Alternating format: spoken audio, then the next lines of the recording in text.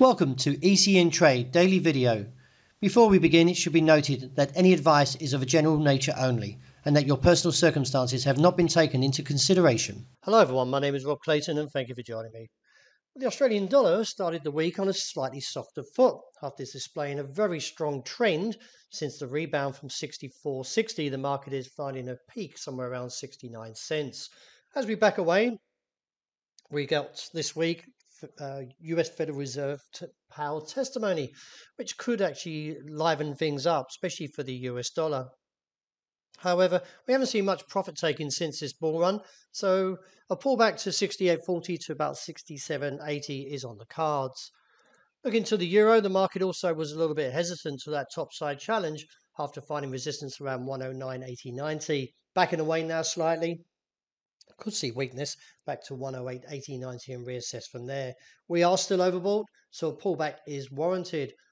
Looking on to dollar yen, the market has nearly reached its objective of 142 after many weeks of seeing down tests towards that key level of 138.80. Now looks towards this 142. A break there could see further stops and look on towards the region somewhere around 147. A 5 big figure rally. The trend is still very strong from all primary or weekly. Therefore, let's see how the market plays into today, as the dailies are somewhat positive still, with a trend still remaining somewhat strong. Sterling still not backing down, as it now challenges above the 128 handle.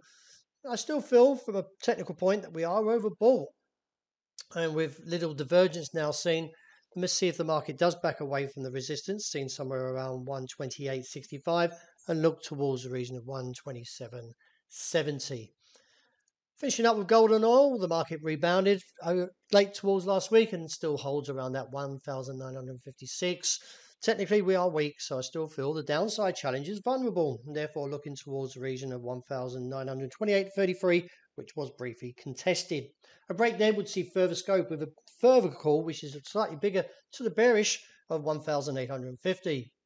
Wrapping up with oil, the market still holds to its gains after this two-day rally and looking towards that top side objective around $74 a barrel, which was briefly contested at least twice, we 3 times actually, where we can see here, and maybe see if the bears do return at this level. Any pullback is likely to be shallow.